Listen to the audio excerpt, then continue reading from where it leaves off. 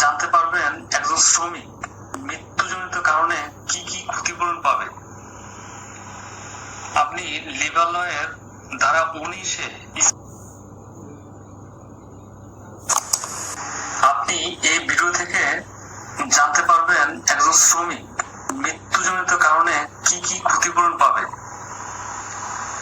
আপনি লেবার লয়ের ধারা 19-এ স্পষ্ট লেখা আছে, যদি কোনো শ্রমিক কোনো মালিকের অধীনে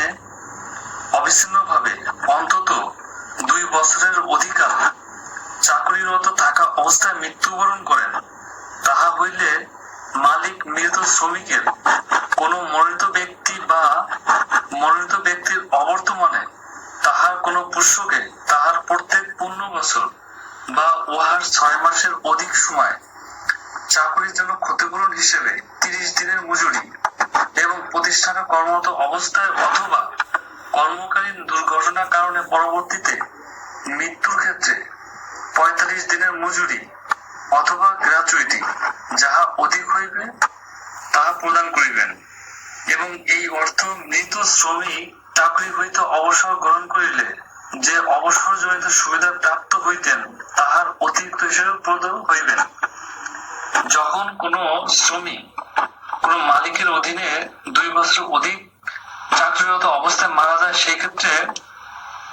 উক্ত শ্রমিককে প্রতি বছরের জন্য 30 দিনের মজুরি পে করতে হবে। এটি তার অতিরিক্ত হিসেবে পে করতে হবে। দেখুন, যদি ওই ব্যক্তির মৃত শ্রমিকের চাকরির বয়স 2 বছর 1 দিন হয়,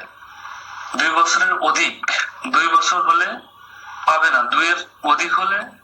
সেক্ষেত্রে প্রতি বছরে 30 ডেজ, অর্থাৎ 2 বছর হলে 60 ডেজ, 5 বছর হলে 5 গুণ 30 150 দিনের, 6 বছর হলে 160 দিন 180 দিনের, 2 বছর 8 মাস হলে 3 বছরের 90 ডেজ,